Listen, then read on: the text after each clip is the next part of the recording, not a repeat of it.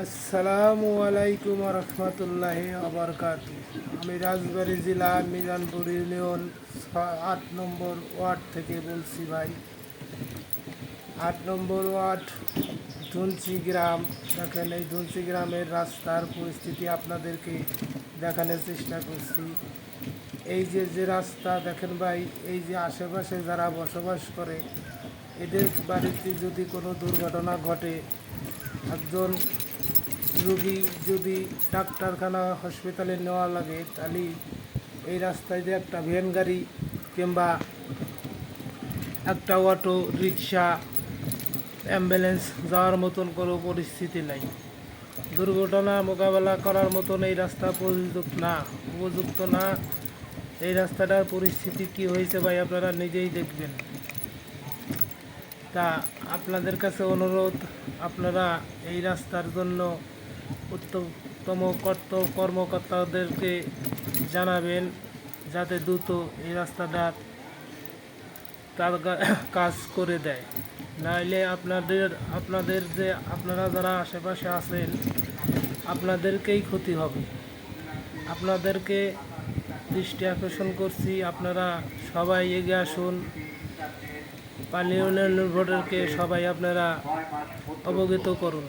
আপনারা সবাই একজোট হয়ে এই রাস্তাটার সংস্কৃত কাম করার জন্য আপনারা সবাই উপলক্ষে প্রতিটি গ্রামীণ পানি উন্নয়ন বোর্ডকে জানান।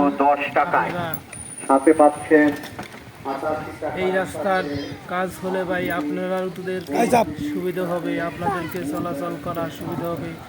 আপনাদের শিশু, আপনাদের পোলাপান, মেয়ে সন্তান যারা স্কুলে যায়, তারাও দেখেন এই রাস্তায় চলাচল করার মতন পরিস্থিতি নাই। তা আপনারা সবাই এই রাস্তাটার জন্য পানি উন্নয়ন বোর্ডের কাছে আবেদন জানান। পানি উন্নয়ন বোর্ডের কাছ থেকে এই জিনিসটা আপনারা জানানোর চেষ্টা করবেন, এই কামনায় করে শেষ করছি।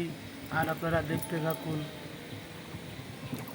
মাশাআল্লাহ, দেখলেন তো ভাই আপনাদের রাস্তার পরিস্থিতি কি। আপনারা সবাই আপনাদের যে গ্রামের, আপনাদের ওয়ার্ডের যে মেম্বার সাহেব আছেন, সেই মেম্বার সাহেবকে জানানোর চেষ্টা করবেন।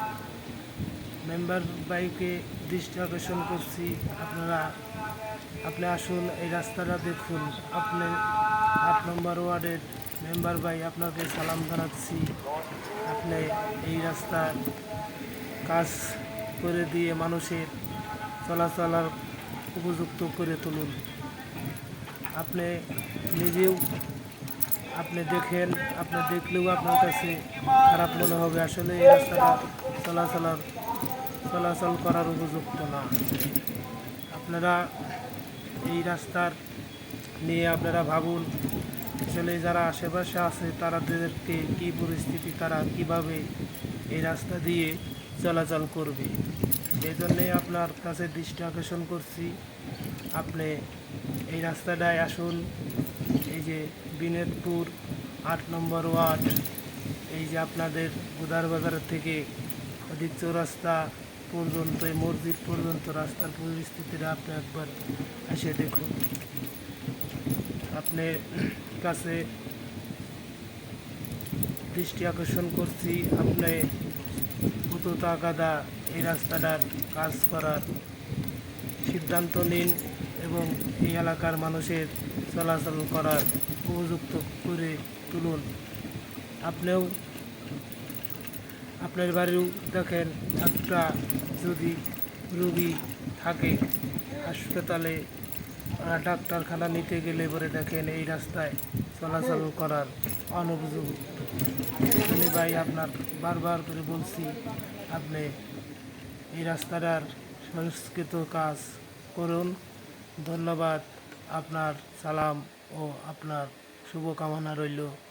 ধন্যবাদ।